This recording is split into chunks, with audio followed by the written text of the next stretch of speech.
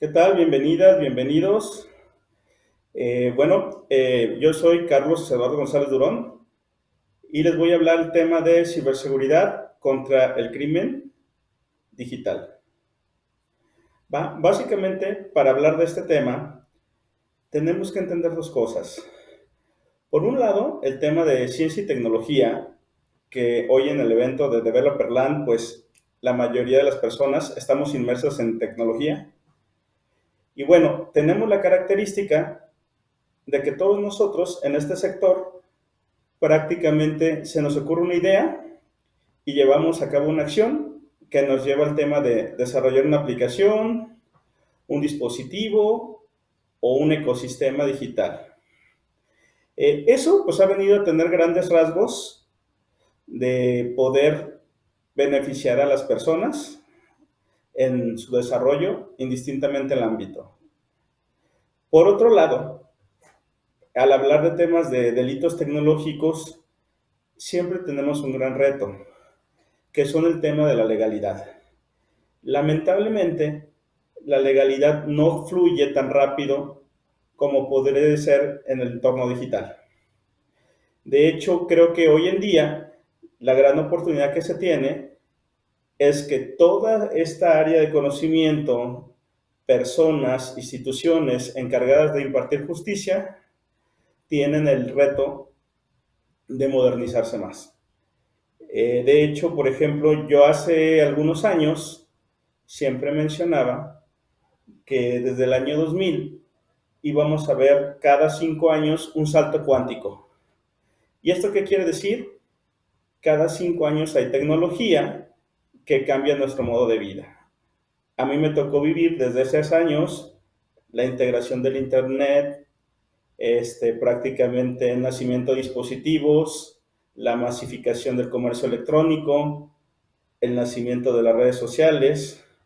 Hoy en día, lo más reciente, el tema incluso de nuevos servicios tecnológicos, como lo es el pedir comida, pedir un transporte, un hospedaje, escuchar música, ver televisión, y pues prácticamente eso ha evolucionado todo, ¿no? No lo hemos visto hoy en día todo, la realidad. Creo que inclusive a partir del año 2025 vienen nuevos retos tecnológicos en el sentido de que vamos a ver este tipo de cambios cuánticos prácticamente con mayor rapidez, ¿no? En el sentido que tal vez cada 3 años.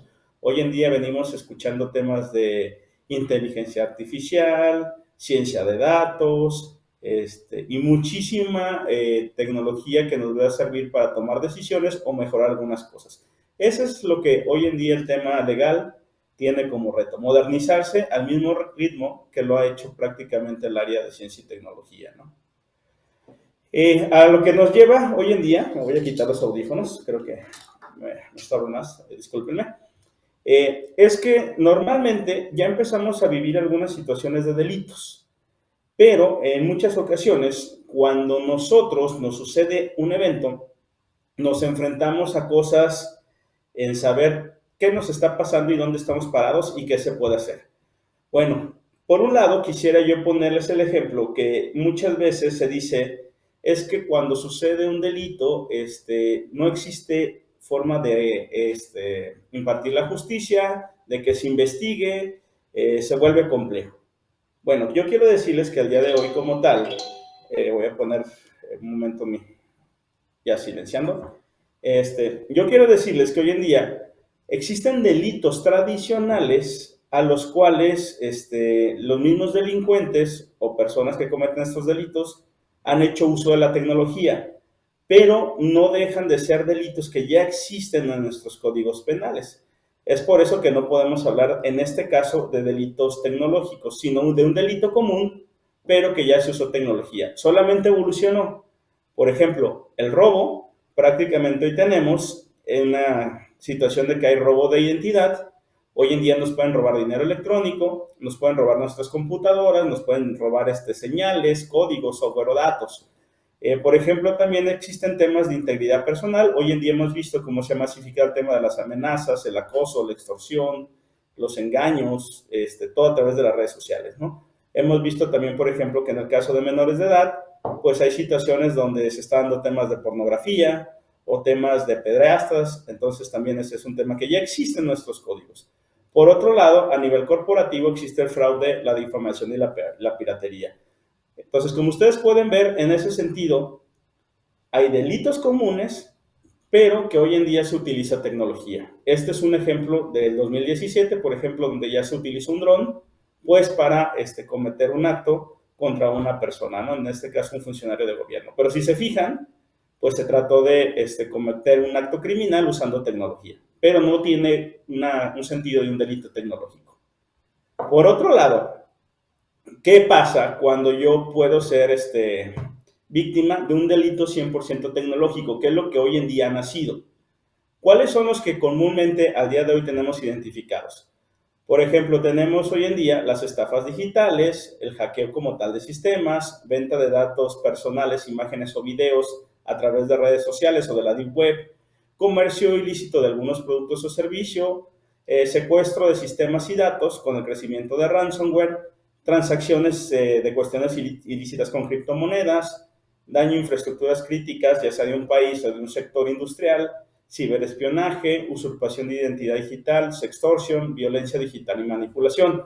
Como pueden ver, estos sí son delitos 100% tecnológicos. Sus características son en el sentido de que se llevan a cabo a través de Internet, a través de un medio tecnológico, y normalmente se aprovecha de eso quien los comete en el sentido de tener cierto anonimato. Ahora bien, a lo que viene nuestro tema general, ya entrando en materia.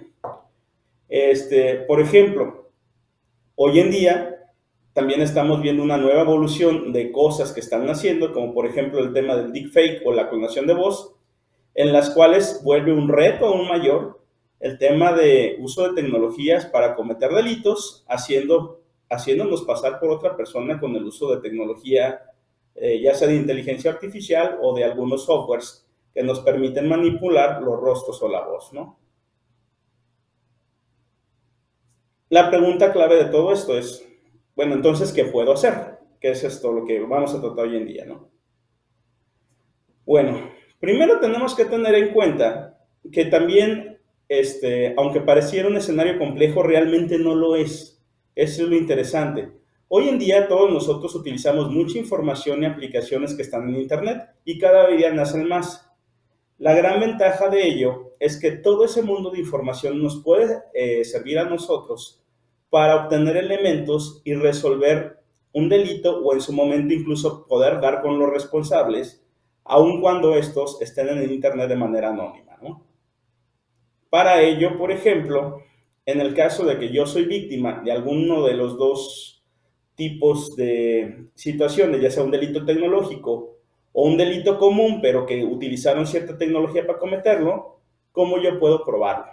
O sea, ¿cómo yo puedo en su momento incluso ir a una autoridad y poderle aportar elementos que a ellos les ayuden en fincar una responsabilidad o a poder inclusive, si ya tienen alguna persona detenida, poder demostrar si es culpable o es inocente, ¿no? Para esto existen elementos de evidencia digital que hoy en día que a mí me van a servir son la dirección IP, es un elemento importante, la geolocalización, identificar objetos, identificar personas, identificar incluso hoy cualquier dato como una cuenta de correo, un perfil en una red social, un número telefónico, fotografías, videos y audios. Es un elemento muy rico de prueba. Elementos técnicos y tecnológicos en el sentido de que muchas veces, inclusive cuando uno está en Internet, pues deja cierta huella en los servidores, ¿no? Incluso algunos elementos que le llamamos criminalísticos que van en el sentido de cómo es que el criminal actuó de determinada manera, ¿no? ¿Qué conocimientos técnicos tenía que le dio la comodidad de ejecutar cierta actividad? Y eso nos va a llevar a identificar posibles motivaciones, por qué yo fui elegido y en su momento actores o participantes.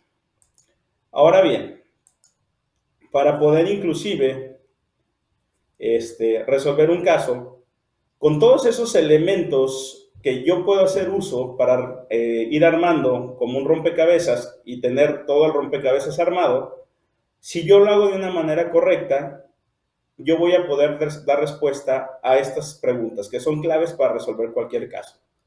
Me van a ayudar en su momento a determinar qué sucedió, quién lo cometió o quiénes lo cometieron, cómo lo hicieron o cómo ejecutaron esa acción, cuándo, dónde, por qué lo hicieron y con qué elementos contaron para hacerlo. Si yo hago una adecuada investigación de información en Internet y el rompecabezas me permite dar respuesta a estas preguntas, nos vamos a dar cuenta que tenemos un caso prácticamente resuelto. Por eso es que nos debemos abocar a obtener información, que esa es la parte un poco más laboriosa, por así decirlo. En este caso, lo que yo tengo que tener siempre presente cuando me sucede algo es identificar o pensar por qué fui elegido, cuáles motivaciones hay detrás. Porque no siempre hay casos donde hay una motivación en el tema de dinero. Hay veces que la motivación es difamarme, causarme una incomodidad o incluso hacerme sentir inseguro, ¿no? De tal forma que yo busque inclusive quitar mis redes sociales. Entonces tenemos que pensar cuál es un poco la motivación que hay detrás para lo que a mí me sucedió. Ahora bien, la parte más interesante es que yo tengo hoy en día muchísimas fuentes de información en Internet para ir revisando o validando esos elementos que me voy encontrando según el caso. Existen muchas informaciones que hay a través de las técnicas de OSINT, que es información de lo que ustedes quieran, ¿no? Realmente hay un abanico muy grande de opciones. Ahorita vamos a ver algunas y cómo puedes ir a buscar información. Por ejemplo, en este caso debemos tener en claro que cualquier persona que comete un ilícito a través de Internet vamos a dejar una huella digital. Por ejemplo, si yo estoy entrando a un portal de una empresa o una página web de alguien, pues automáticamente lo mínimo que yo estoy dejando es mi dirección IP.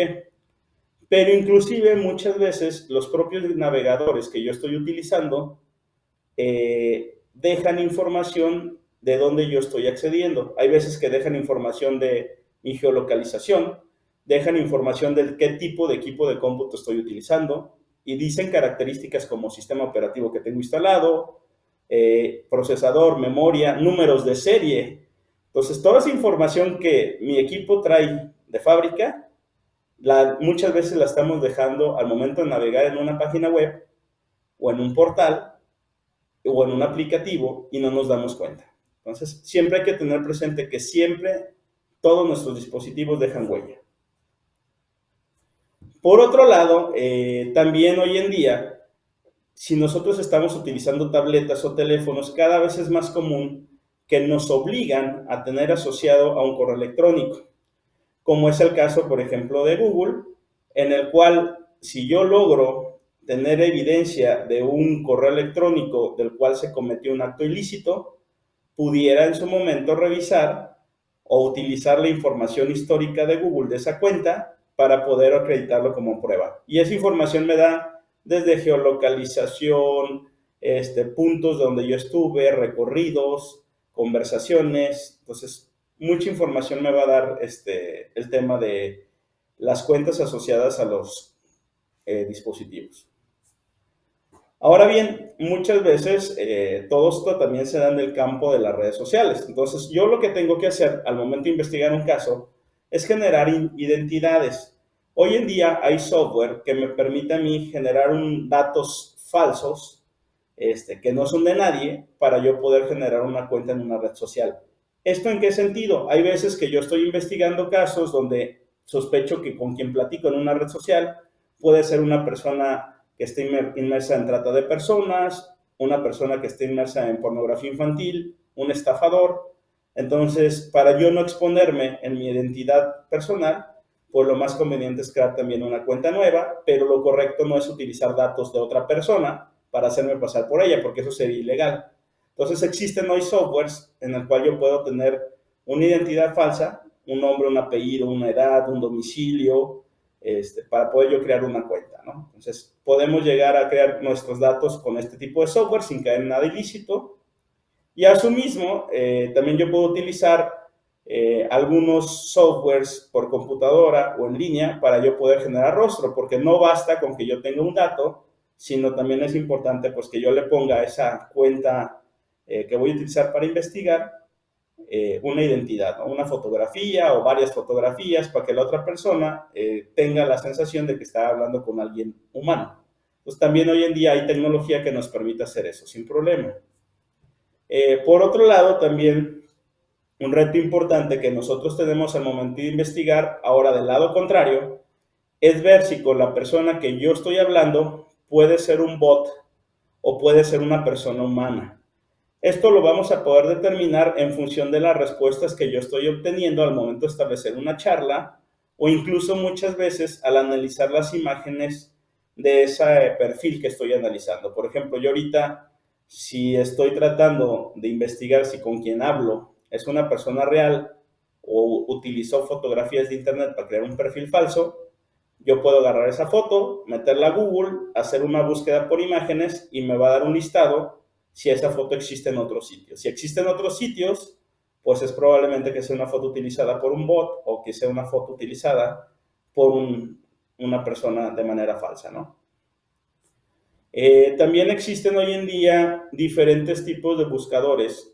No existe solamente Google, realmente todos estamos familiarizando con Google, pero existen diferentes tipos de buscadores, incluso especializados en búsquedas de información más precisa. Hay buscadores especializados en temas de personas, hay buscadores especializados en tema de archivos o incluso buscadores especializados en buscar información histórica a través de Internet. Entonces, eso es lo que a mí me va a servir para ir a obtener información tal vez incluso de sitios que fueron ya dados de baja hace un año, hace meses, o incluso quiero ir a hacer una retrospectiva de cómo era un sitio 4 años atrás, ¿no? Hoy en día toda esa información se registra en Internet y se guarda en un archivo histórico que es libre de consultar por cualquier persona. Por ejemplo, existen también algunas aplicaciones de las cuales yo puedo utilizar para poder ir recolectando evidencia a la hora que yo estoy en el sitio. Por ejemplo, la aplicación FileShot me permite a mí hacer capturas de pantalla o, por ejemplo, el plugin Wayback Machine a mí me permite, si yo entro a un sitio y tengo temor de que lo vayan a dar de baja, me permite generar una copia histórica y estarla almacenando en Internet y sea de dominio público para después utilizarla como prueba. Incluso hoy en día, una herramienta muy útil al momento de hacer búsquedas son los Google Alerts. Los Google Alerts a mí me sirven en el sentido de que hay veces que estoy buscando un perfil que de pronto lo activan, luego lo desactivan y lo que yo hago es crear una alerta en Google Alerts sobre determinado perfil o determinado sitio web para ver cuando lo mantienen nuevamente activo, vuelve a aparecer o publican algo. Existen también hoy en día diferentes herramientas para poder hacer análisis de redes sociales. Eso también nos va a permitir para determinar una cuenta de una red social, cuándo fue creada, qué ha publicado, quiénes son los seguidores, sobre todo para empezar a determinar que es una cuenta que es manejada por alguien, incluso tratar de determinar de dónde se está siendo manejada la cuenta o que es una cuenta bot, ¿no? Eso podremos utilizarlo hoy en día. Hoy en día, por ejemplo, también en Internet existen bancos de datos telefónicos que son de dominio público, en el cual, por ejemplo, si yo tengo un número telefónico, puedo entrar a estos aplicativos o sitios web, poner el número y obtener la respuesta, tal vez el nombre de la persona asociada a ese número, o incluso muchas veces te da hasta correos electrónicos. Esto, ¿de dónde toma los datos? Bueno, en muchas ocasiones las personas descargamos algunas aplicaciones en nuestros teléfonos móviles y no leemos las letras pequeñas, y parte de las letras pequeñas es que van a tomar nuestros datos de contacto y van a ser expuestos a Internet para utilización pública. Si yo mi contacto lo tengo muy detallado en cuanto a nombre, apellido, profesión y correo, pues esa información puede estar en Internet. Entonces existen bancos de datos en Internet que son libres, que en muchas ocasiones nos da positivo a un número telefónico de manera rápida. El elemento más rico hoy en día, creo que cuando nosotros estamos investigando un caso o tratamos de dar con algún responsable es tratar de tener su geolocalización. Existen hoy en día diferentes aplicativos en línea en los cuales si yo tengo una dirección IP, yo puedo ponerla ahí y tener de regreso la ubicación del domicilio proveedor de internet que tiene asociada esa IP. Si bien es cierto, la dirección IP en muchos casos no cambia, pero muchas veces no nos da correctamente la ubicación precisa de la persona, sobre todo si están utilizando teléfonos móviles. Para esto yo tengo que hacer uso de otro tipo de aplicaciones en las cuales se trata de obtener la geolocalización del dispositivo en uso, no tanto la IP. Hoy en día recordemos que incluso todos los dispositivos móviles, prácticamente si son teléfonos, traen integrado un GPS, ¿no? Entonces se puede obtener esa información y tener más precisión de un dispositivo. Todo esto son sitios que incluso están en internet, no son aplicaciones que son libres o uno mismo puede desarrollar algo de manera rápida. Si utilizas ese tipo de técnicas de manera adecuada, pues en muchas ocasiones te vas a sorprender de la gran cantidad de información que puedes obtener.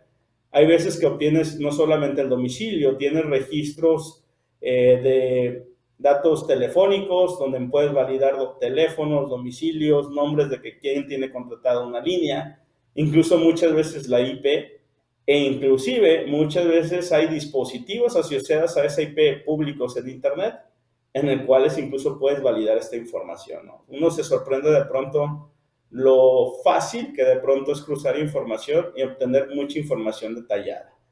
Lo mismo sucede cuando tú puedes localizar información de videos expuestos en YouTube para poder ver ubicaciones asociados.